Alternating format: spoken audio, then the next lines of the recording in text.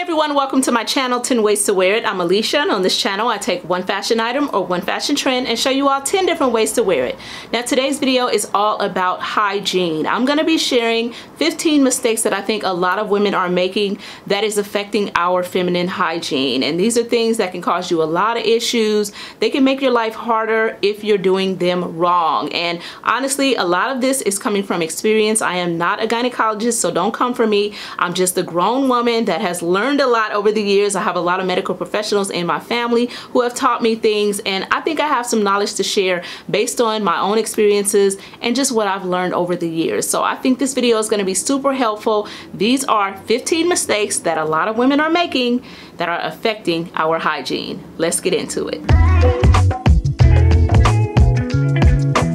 Okay, you all, so jumping right into this video, the first thing I want to talk about is our lady parts, okay? The vagina. We all need to take good care of our vaginas because we have to live with it our entire lives. And honestly, when you have issues down there, it just affects your overall feeling. Like, it's just not cool. Like those days when you have cramps, it just brings you down all the way. It affects your emotions and everything. It's all tied in, okay? Our vagina is like the center of our bodies. It's very important that we clean it, take care of it, cleanse it spiritually and physically, and just overall make sure that she's cared for, okay? One of the tips I have as far as taking good care of your vagina starts with the cleaning process. You need to have 2 separate towels when it comes to cleaning yourself. You need to have one for your vagina and one for your back area, okay? That is the way I grew up. That's what I was taught by my grandmother, and that's the way I live today. I do not clean my vagina with the same towel that I clean anything else on my body with. It has its own towel. So if you haven't been practicing that, you probably should, because honestly, once you scrub yourself, especially when you scrub your behind, okay, you're putting bacteria onto the towel. And if you think the hot water that's running from your faucet is automatically going to clean it all off in a few seconds, it's not. And you don't want to spread that bacteria to your vagina. So make sure you're using 2 separate towels for your vagina. That's my first tip. The next tip relates to the same thing. Make sure you're switching your towels often enough. You should not be using the same towel for longer than a week. Some people may switch that to a few days. I think a week is fine, honestly, 7 days. I do laundry on Sundays, and I usually wash all the towels in my bathroom on Sundays so they're all clean again. I have a ton of towels. You would think I live in a damn hotel, as many towels as I have. My towels have their own closet, okay? Let's just say that, because I go through so many towels. Me and my boyfriend, we shower a lot and all that, so I just have a ton of towels. So every Sunday I wash all my towels, switch them out, and make sure I have clean towels on Monday. So make sure you're not using your towels too long. It's not cool. Bacteria is building up, and if you're thinking that just scrubbing it out after your shower is getting rid of all that, it is not. Make sure you're switching your towels often enough. Let's move on to the next tip. So my next tip also relates to our girl downstairs, okay? Our lady parts, our vulva, our vajayjay, all the names you call it, okay? I heard it called cootie cat, poontang, girl, there's so many names for it, cookie. Anyway, beyond the names, the next tip that I have for you is that you should not be using perfume soaps on your vagina. Now, I love me some good smelling soaps, okay? Bath and Body Works. I love to take these when I'm traveling. I'll take these with me so that, you know, I'm just smelling really good. My favorite soap of all time is the Caress Daily Silk. This is what I wash my body with almost every day. Another favorite that I use is the Olay Ultra Moisture Shea Butter Complex. Buy this from Walmart. I've shared this in past videos with you all. This is another favorite. Another thing that I love to use when I'm taking bubble baths is the Dr. Teal's Foaming Bath. I buy this in the eucalyptus and mint, and also in this soothing lavender scented one. I love this soap. My favorite bar of soap, Dove Rose. Cannot live without my Dove Rose soap. It smells so good. I'm the kind of person who likes to walk around smelling like soap. I like to smell like a fresh shower. And I guess I've been gassed up a little bit because I get so many compliments on my scent. My coworkers compliment me. I walk in roll call in the morning. They're like, dang, you smell good. Wow, like who's smelling so good? It's me. I always like to smell good. It's just my thing. I grew up in a household where if you stunk, my grandmother was gonna be like, is that you I smell? do I smell you? My grandmother, she held no punches, okay? If you walked up in her house stinking, she was gonna let you know. If she smelled your cootie cat, she was gonna let you know, okay? So I just grew up in one of those households with my aunts, my cousins, and everybody around that if you stunk, somebody was gonna call you out. So I like to smell good and fresh all the time. So I love all these heavily perfumed soaps on my body. I do not use these soaps on my vagina. If you are using those soaps on your vagina, I guarantee you, you are having some pH issues, itching issues, probably maybe even getting infections because they're harsh perfumed soaps. To me, those are for your body, not for your vagina, especially the inside of it. If you want to use it maybe on like the upper scalp area, you know, the upper scalp, y'all know what I'm talking about. I get that. But do not use that inside of your vagina. That skin is very sensitive. You need to be using vaginal washes for that purpose. And the vaginal washes that I love to use, right now in my bathroom I have Vagisil. That's one that I use a lot. This is the Target version of Vagisil, so you can buy that as well. It's the Up and Up feminine wash from Target.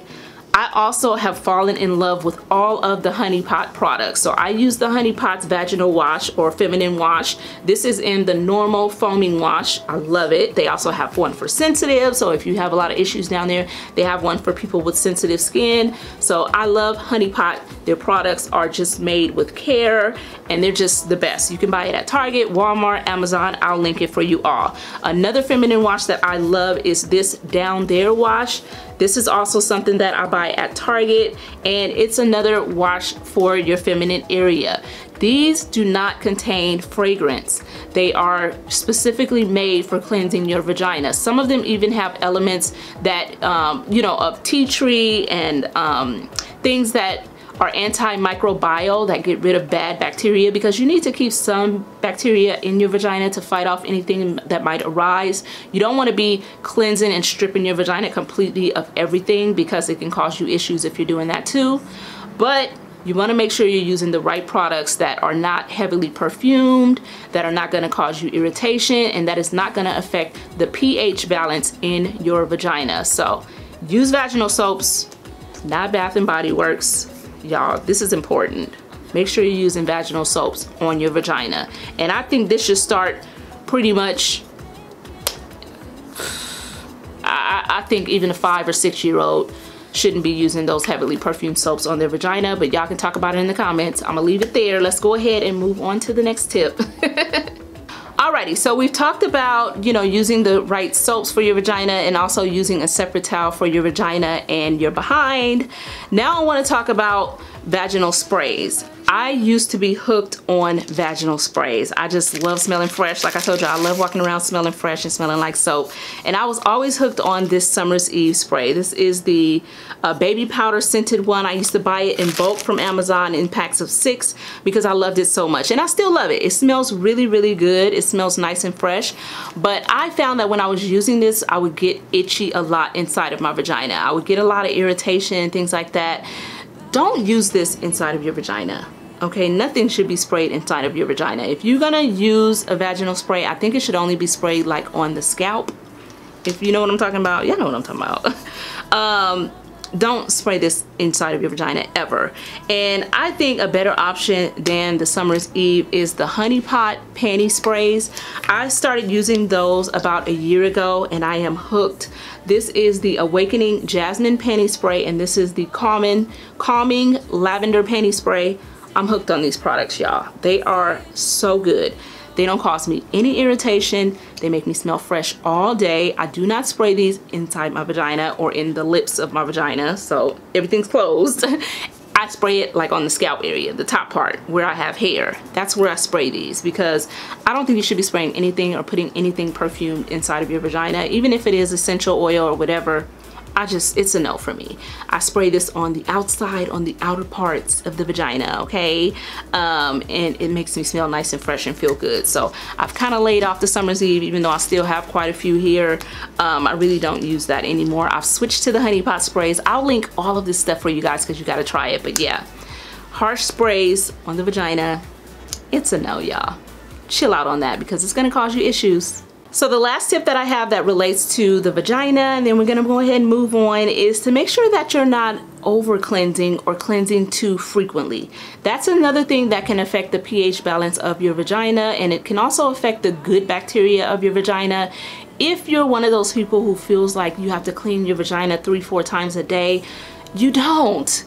You're not doing that much that it's working up that much of an issue, okay? The girl's not working down there. Your arms are working, your legs are working, your body is working, your vagina is chilling, okay? You don't have to scrub her to death. So when you wash your vagina, I know beautiful brown baby doll says that she uses her hand to clean her vagina. So she literally just squirts and uses her hand to lather and clean herself. I use a towel. You're welcome to do that, whatever works for you, but you shouldn't be harshly scrubbing down there, okay? You're killing the girl, you're killing her, okay? And you definitely shouldn't be doing it 3, 4, 5 times a day. If you want to do it in the morning and at night before you go to bed, that's what I do, that's fine. I usually take a shower at night, and then I do kind of what I call a gel bath in the morning, you know, just clean the girl up a little bit. But if you want to do a shower in the morning, shower at night, I get it.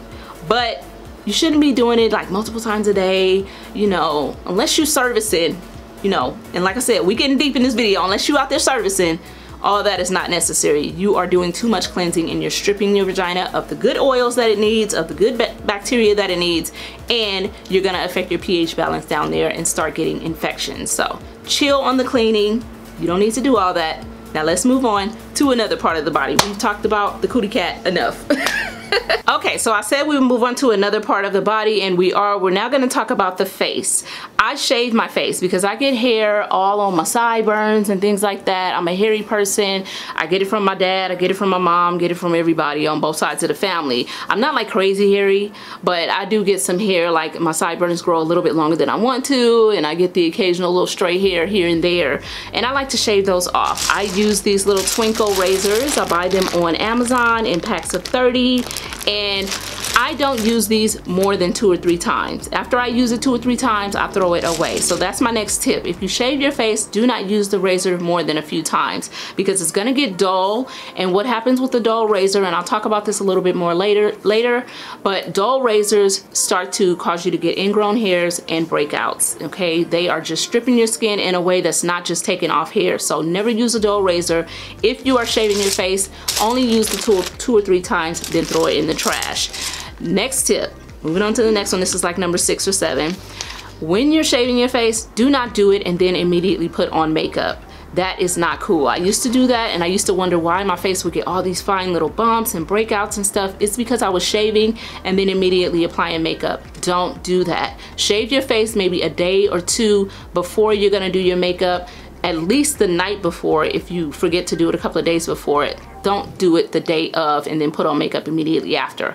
I've made that mistake. The next day I usually wake up with a bump or a million little bumps on my face. So do not do that. That's the next tip. If you're gonna shave your face, shave it the night before or a couple of days before, and do like a mask after. I love these Hollering Glow masks. I buy them at CVS Pharmacy.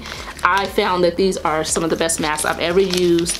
Just picking them up at a drugstore, and they are bomb. So shaving your face, don't use the razor too many times. Do it a couple of days before doing your makeup. Never do it and then do your makeup right away. And use a mask after you shave your face. I promise your skin will be so shiny. It'll be like a baby's butt. Trust me on that. Now let's move on. Okay, so we talked a little bit about the face razors. Now I want to talk about some tips when it comes to shaving your body. I have strawberry legs, which means that you can see the hair follicles on my legs. They look like little dots on my legs. They're definitely not as bad as they used to be, because I recently started using Kojic soap to kind of lighten up those dark little hair follicles, so they look a lot better. But I also get ingrown hairs a lot on my legs. Usually people who have strawberry legs, meaning your hair follicles are very pronounced, they get ingrown hairs a lot, and I particularly get them like on my thigh area, like right here when I shave this area on my body. So in order to avoid that, I always exfoliate after I shave. And what I use to exfoliate is either these exfoliation towels. This is like a big towel. It lets out to be about this long, and you can use it to scrub your back. You can scrub all over your body with it, and it exfoliates you really nicely. You can buy these in packs of 3 on Amazon. Another thing that I love to use, and this is what I use the most, are exfoliating gloves. I absolutely love to use exfoliating gloves. I buy these at Ross. They are only $5.99, and they really do come in handy, because what I like to do in the shower is wash my front, the vajayjay, wash my butt with the other towel, and then I'll take this and put one of my perfume soaps on it and wash the rest of my body. So I'll take this and I'll put some of my Caress Daily Silk on it, and I'll just scrub my body, and I'm out of the shower in like 5 minutes. So I love these body scrubbers. They lather up so well. They keep my skin nice and soft. They help me not to get ingrown hairs as much. They help my skin to look better, and they just help me to get rid of that strawberry leg look and not be as pronounced as they used to be. So exfoliation, super important, especially after you shave. Getting into my next tip, it is about shaving. Don't use your razor on your legs too long either. So we talked about the face razors. You definitely don't want to be jacking up your face. But your legs, you don't want to use those razors too long either. Use them maybe, I won't use mine longer than 2 weeks. And that's being honest with you guys. I don't switch it every week because the razor heads that I buy are expensive. I only use Schick Hydro Grip razors. That's the only razor I use. And what I do to keep myself stocked up is every year at Christmas, Target, CVS, Walgreens, they sell these gift sets. At Target, this gift set is $9.99. If you were to buy this razor any other time of year by itself, it's $12.99. And I think you only get one extra head to change for $12.99. This entire gift set is $9.99, and it has shaving gel in it, shaving cream. It has 3 replacements in there, and it has 1 whole razor in there for $9.99. Did y'all hear me? This is $12.99 regular price with only 1 of these. This whole set is $9.99. So I stock up. Every year I stock up. I buy like 3 or 4 of these. I take them out and I put them in my bathroom. I take out the refills, put them in my bathroom, and so all year long I don't have to buy razors. Okay, I have a ton of them still left from last year. And like I said, I switch out my razor head every 2 weeks. I love that razor. It takes all my hair off. It doesn't skin me. You know, some razors, when you go over your shin, it takes off your skin. It doesn't do that to me. I've been using that razor for years. It's the only one that I trust. But yes, make sure you're not using your razor on your legs too long, because you'll start getting dull razors will give you ingrown hairs. It'll start causing you to have breakouts on your legs, pimples on your legs, and of course it'll enhance the look of those strawberry legs if you suffer from that. So make sure you're switching out your razors, and make sure you go to Target and get some of these sets, girlfriend. They're only $9.99, and razors are way more expensive than that, so pick them up. I'll link them for you if I can. Alrighty, so getting into my next tip, we're going back to the face. And one thing that I used to do that was horrible out of pure laziness was go to bed without washing my face. I would take the makeup off my face using makeup wipes, but I wouldn't actually wash my face. Removing makeup with makeup wipes is not washing your face, ladies. And then I would wonder, why can't I ever just have clear skin? Why am I always got a bump somewhere? It's because you go to bed without washing your damn face. So now I do not go to bed without washing my face. That is something we all need to practice in 2022. So if you are like me and you've been doing that, it's time to stop. Wash your face before you go to bed. And that does not count as using a makeup wipe. That's not washing your face. Use some soap, lather it up, and wash your face for at least a minute to get all the debris and all the makeup out of your pores. And I promise you, the skin payoff will be amazing. You'll have less breakouts, less bumps, and your skin will look more even toned depending on the soap you use. I use black soap on my face, so it really evens me out and helps me have a youthful look. Put on your creams at night, put on your eye creams, honey, you will see a major difference. So make sure you are not going to bed with makeup on your face, and if you're not washing your face, you are going to bed with makeup on your face if you wear makeup. And if you don't wear makeup, you could be going to bed with the elements of the environment on your face still, okay? We're all exposed to toxins and everything like that. Our skin releases sebum and oils and all that stuff. You need to wash that stuff off every day. So even if you don't wear makeup, make sure you're washing your face every night before you go to bed. Now let's move on. So we talked about washing your face every night before you go to bed, but that won't do you any good if you're not changing your pillowcases often enough. And that is my next tip. Make sure that you are changing or washing your pillowcases at least every week.